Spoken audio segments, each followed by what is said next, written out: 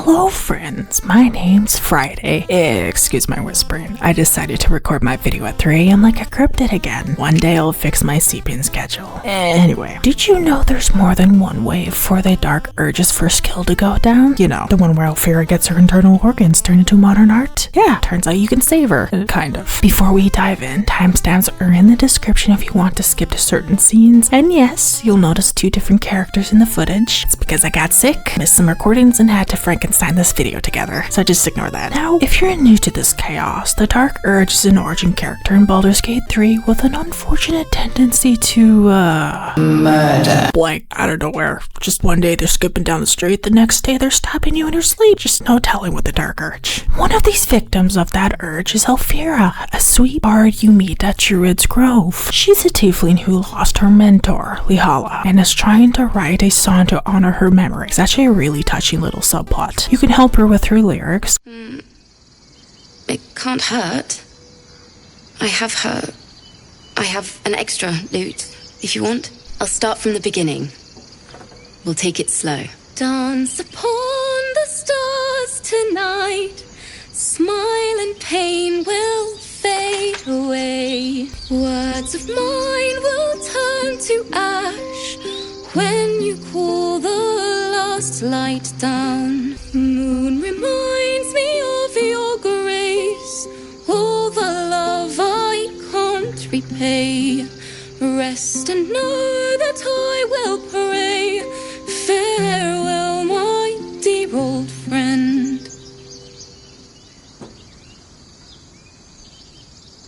Sorry. Or, if you're a heartless bastard, you can smash her loot. Been there, done that. I regretted it immediately, because you can hear her crying as you walk away. It's fucking brutal.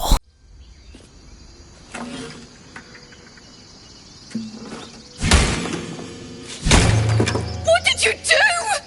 My teacher gave me that, and she's dead! You bastard! I wanted to write a song for her, and you ruined it! You ruined everything!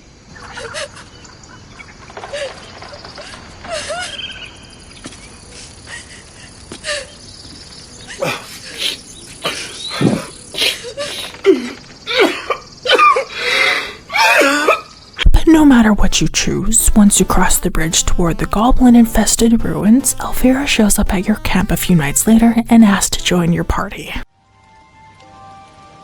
I'm so glad I found... Wait, it's me! It's Alfira, from the Grove. I'm sorry for barging in like this, but I had to come find you. You've... well, inspired me. I want to stand on my own 2 feet, to prove that I can be half the bard Lihala was. I want to join you, to fight by your side. I want to help people, as you've helped me. I've been running since Elturel. And when we finally arrived at the Grove, we found danger there too. Unless I hide away from the world, I can't avoid it. So I'd rather face it head on. With you. Really? Just like that? Oh, thank you. Thank you so much. Really? Just like that? All right. But if she reaches for that loot, it's firewood. I won't let you down. I promise. You get the option to say yes or no, but it unfortunately doesn't really matter because... You open your eyes with a lurch, and you are not in your bed. You stand above a body which is in a state of gore nearly beyond recognition. The body of that brave girl who earnestly swore to devote her life to your cause. Alfira dies violently. A single moment comes to you. The flash of abject terror in her eyes, blood spilling from her lips. No time for last words. On the plus side, your delightfully creepy butler shows up a couple days later with a present for your, efforts. My lord, jubilant day! I have found your vile self at last! Sceleritas fell! your loyal and ever-adoring butler. I followed you, my dear rotted master. We have been parted so tragically long. Oh, one hell of a butler. The most unprincipled servant you could hope for. You have always struggled to conduct yourself properly without me.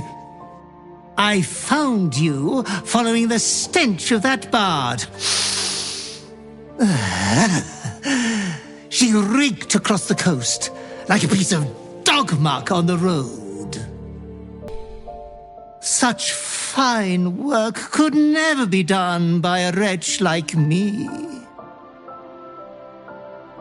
Anyways, I come once again bearing a part of your dreadful inheritance.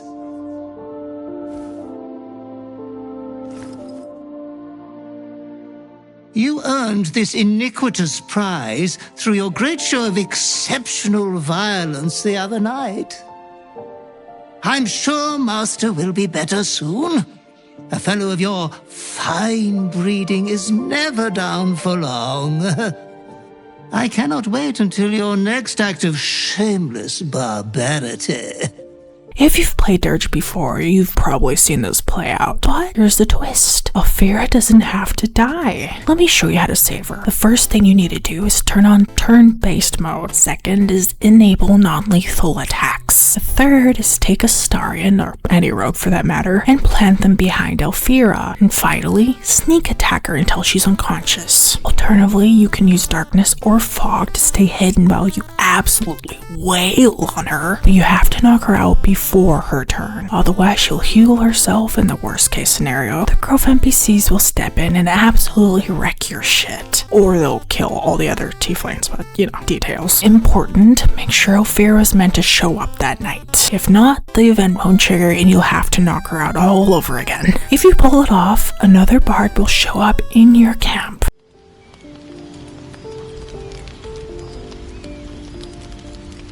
Hark! Hark! A camp, and Hogma willing. Some friendly faces. Well met. Goblins roughed me up and stole my hose when they heard me singing Hatchling Love. You wouldn't have half a bedroll for a lost minstrel, would you? I can pay for my board with music, if you care for it. Quill Grootslang.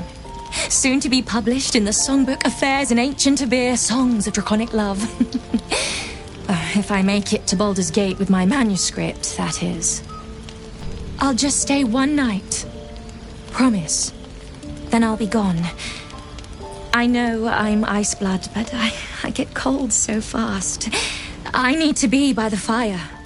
Quill will request to stay for one night, and if you ask politely, she'll sing you a beautiful song of her people. This one, Sky Swaying, is about what it might feel like to mate in the air, in the age where wings were yet with us.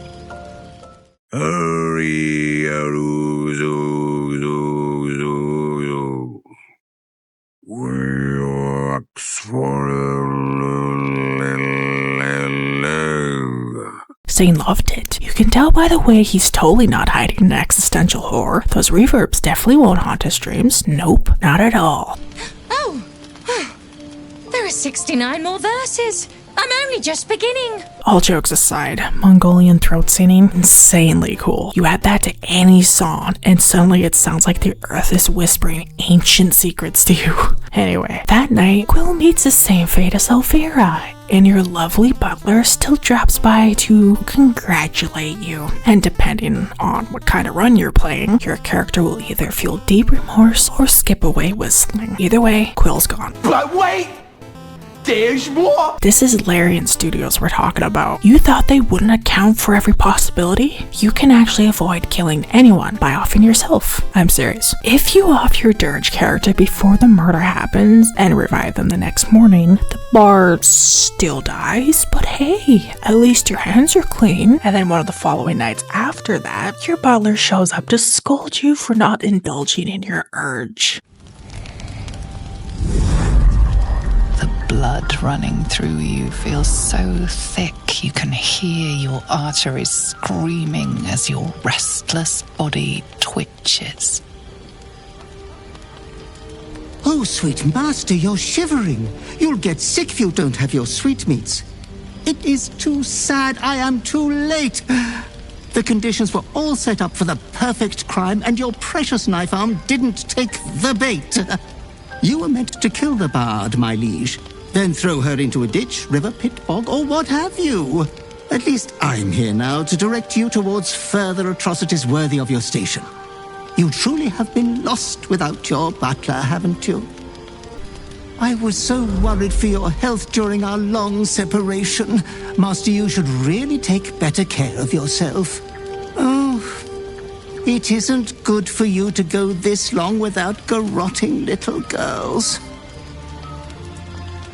Fear not. I have arranged your affairs in your absence. You shall wake up to her putrefied carcass. Breakfast in bed.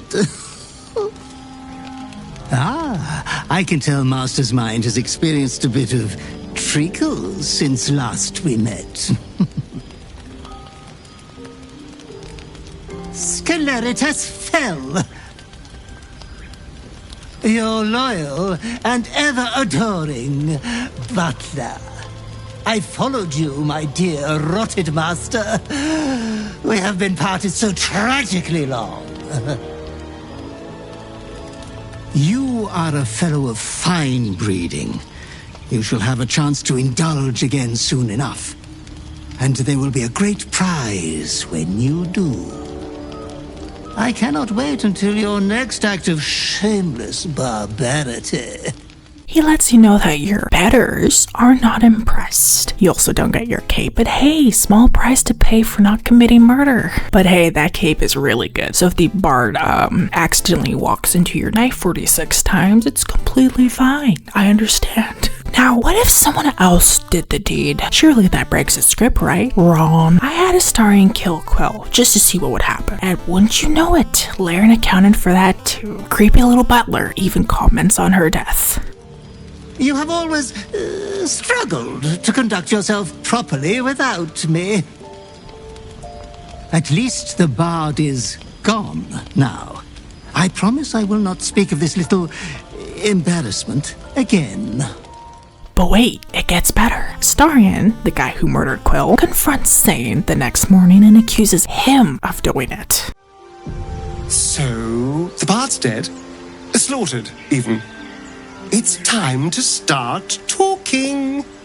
What did you do? The vampire spawn who did the killing blamed the other guy. Classic Astarion. And that's all I've got for you today. I hope you enjoyed this deep dive into murder logistics. Also, fun fact, I use Twitch to record my videos. If you want to hang out during those streams, the link's below. Just a heads up, I won't be talking or interacting live. It's just for recording, but feel free to vibe and follow if that's your thing. And if you're wondering why I do that, it's because I record videos on my PlayStation, and my laptop isn't beefy enough to run Baldur's Gate with mods and editing software and all that stuff. Thanks for watching. Let me know what you thought in the comments, and don't forget to like, subscribe, and violently slam the bell like it's a goblin at 3 HP. I'll see you next Friday, or maybe even Monday. Peace. It's Friday. Gotta get down on Friday. Everybody's looking forward to the weekend. Friday. Getting down on Friday. Everybody's looking forward to the weekend. Partying, yeah. Partying.